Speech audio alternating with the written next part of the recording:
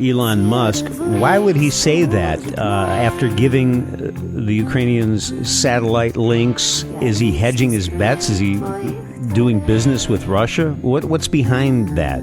I don't think he's doing business with Russia, but this is one of the difficult things. I think as much as people around the world want to support Ukraine, they don't want to face the reality that, that support means that this enemy that's invaded this country needs to be defeated. I still can hear the echoes of those 6 missiles that hit Kharkiv on Tuesday night. I can't get them out of my head.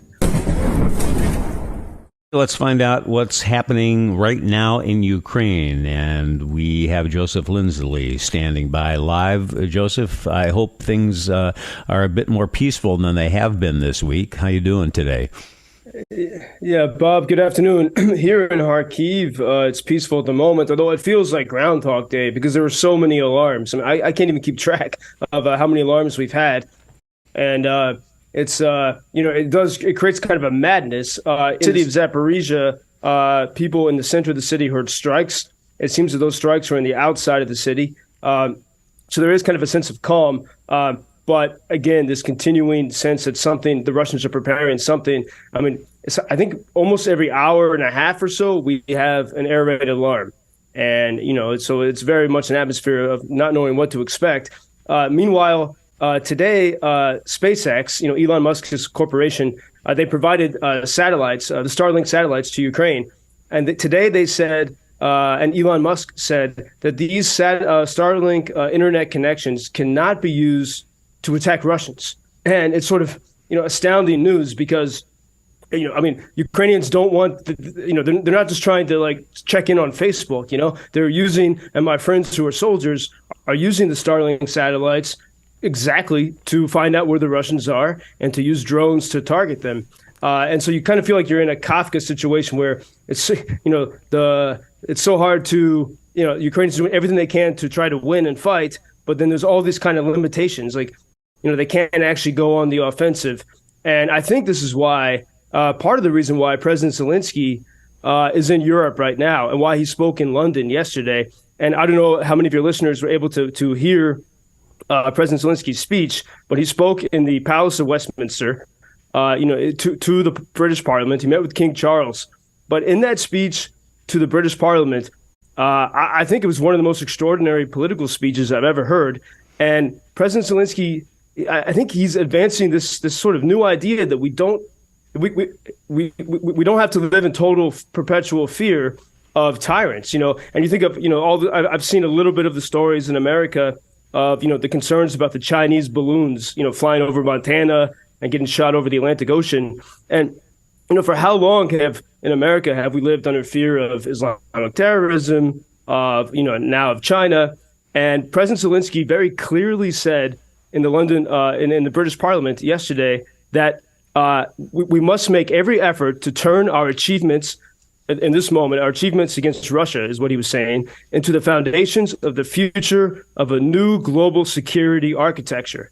And he said, the world needs your leadership just as it needs Ukrainian bravery. And as I listened to those words, it's very much the opposite of, for example, as we talked about a few months ago, of what Henry Kissinger said.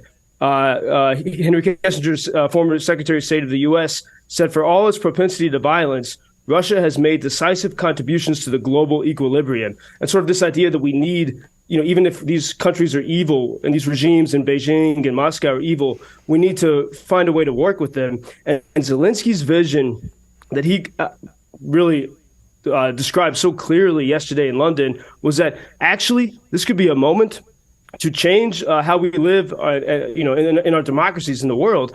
And it's very much the idea of Ukraine's revolution of 2014, when the people said, we will take control of our democracy. And I think that moment was so extraordinary. And now the world is beginning maybe to see that we don't always have to live in fear. And that was Zelenskiy's message. But in order to do that, it's going to take a decisive defeat of Moscow, of Russia. And as Zelenskyy said yesterday, he said, we have freedom, give us wings, which means give us airplanes and everything Ukraine needs to fight and to defeat Moscow tyranny. Back to what you said about Elon Musk, why would he say that after giving the Ukrainians satellite links? Very helpful. Is he hedging his bets? Is he doing business with Russia? What's behind that? I don't think he's doing business with Russia, but this is one of the difficult things. I think as much as people around the world want to support Ukraine, they don't want to face the reality that, that support means that this enemy that's invaded this country needs to be defeated. And you can only defeat them by stopping them with weapons. That's the only way to do it.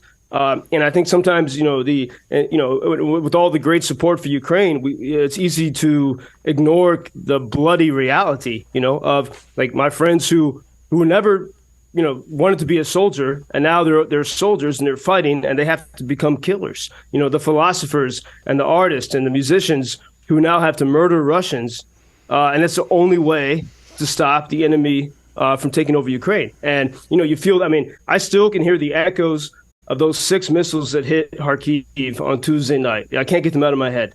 And you think of all the people that have died and all the people that have suffered and continue to live through this hell. And the only way to stop it is to you have to kill the invader. And I think sometimes people they're uncomfortable with that idea.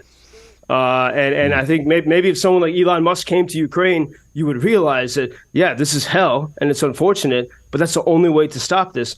Otherwise, it's going to keep going and going. And what we see in Bakhmut, and for example, I think the story gets kind of skewed here. There was a BBC headline yesterday, and the headline was "Borrowed time for Bakhmut as Russians close in."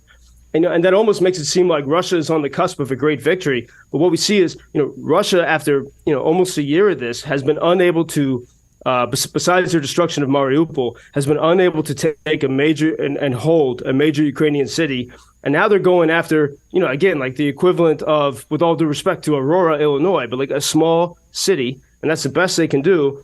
But the perspective becomes shifted, and the headlines, act like Russia's on the verge of some major victory.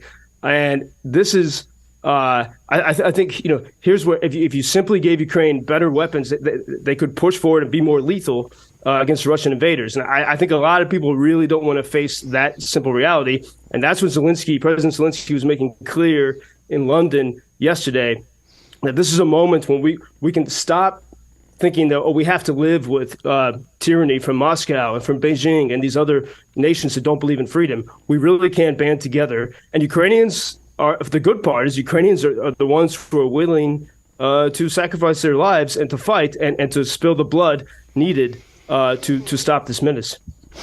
I know we're out of time here. We need to get to the 7:30 news, but I do want to mention Bakhmut because I heard that that's not even a strategic target. It's some sort of marketing idea to promote this Wagner group. Is that what you hear, Joe? Yeah, Bob, exactly. And I think, because the Russians could not take Kyiv, because they couldn't take Dnipro or Kharkiv, from which I'm speaking to you, that's the only reason why the world is talking about Bakhmut. And even if Bakhmut falls, it's a sign of Russia's weakness and how Ukraine, with the support of the world, has stood against, the second biggest military in the world. Because the fact that we're talking about Bakhmut means that Russia is actually very weak. And so, again, the point of President Zelenskiy yesterday, with just a little more weapons, there can be a decisive victory here. But yeah, it's part of Russian propaganda to claim that they have some, that they are advancing when in reality they're in a weak position. Although we do hear these rumors that they might be preparing something big, and that's exactly why President Zelenskiy said now is the time to strike. Much more on the website that Joseph has, UkrainianFreedomNews.com. Check it out. Videos, links, and more information. UkrainianFreedomNews.com. Thank you, Joseph. We'll speak tomorrow. Thank you, Bob. Until tomorrow. Joseph Lindsley, world's most interesting man. This I find in my garden. It's piece from rocket. Help us to win in the war.